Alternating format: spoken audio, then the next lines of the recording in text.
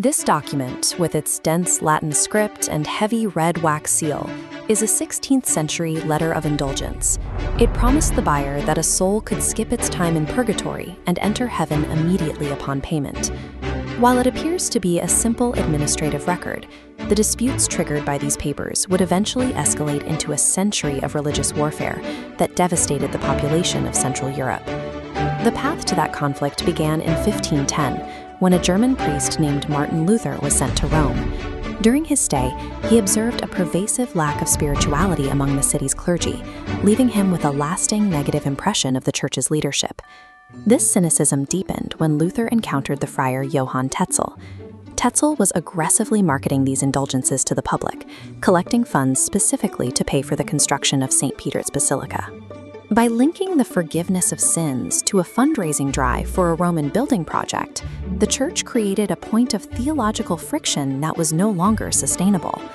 In 1517, Luther retaliated by publishing his 95 Theses. He invited a public debate on the matter, arguing that if the Pope truly wanted a new basilica, he should use his own vast wealth to pay for it, rather than taking from the poor. Luther initially expected a constructive dialogue with his superiors. When his grievances were met with silence and dismissal, his focus shifted from a critique of corruption to a complete reevaluation of Catholic doctrine. By 1518, he had reached a radical conclusion. He determined that human beings were fundamentally unable to earn salvation through their actions, good works, or financial contributions. A moment of wonder. He argued that salvation was an act of God's forgiving grace alone, a gift that could not be bought or sold. This shift in perspective challenged the institutional necessity of the Church. If grace was a direct gift from God, the papacy's role as the essential mediator of the afterlife began to dissolve. Luther soon moved to his second major conclusion. The Bible, not the Pope or Church tradition, was the only reliable source of spiritual authority. The timing was critical. The printing press allowed Luther's ideas to bypass the clergy, spreading across Europe faster than any previous challenge. Translating the Bible put the text directly into the people's hands. They no longer relied on a priest to interpret God's word. Parallel movements took hold in Switzerland under the leadership of Huldrych Zwingli and John Calvin. These reformers organized new church structures in cities like Zurich and Geneva, pushing the movement even further east.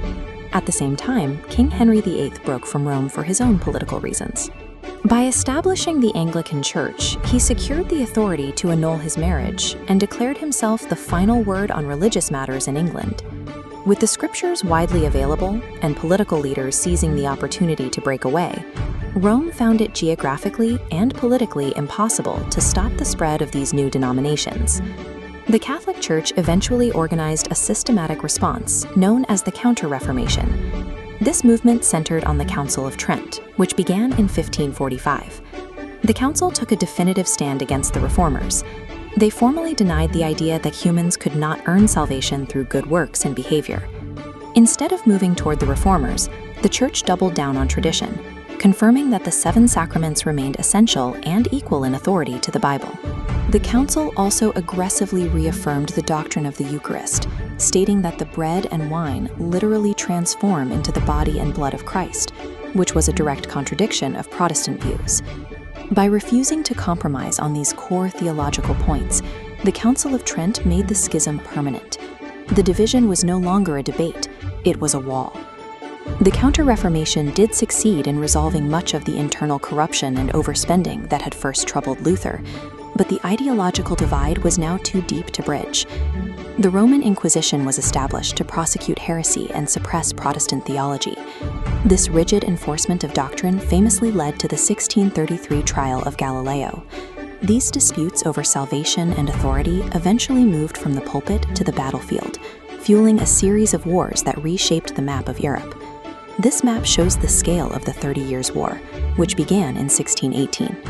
In many parts of modern-day Germany, the resulting violence and famine wiped out between 40 to 60% of the total population.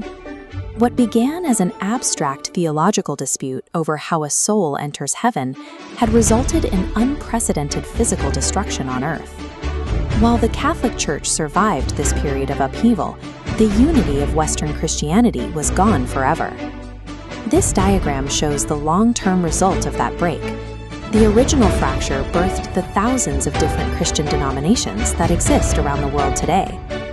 The catalyst for this transformation was the idea that an individual has the right to read and interpret the Bible without a centralized institutional authority. By moving spiritual authority from the papacy to the printed page, the Reformers did more than win a debate. They created the decentralized, diverse landscape of modern Christianity.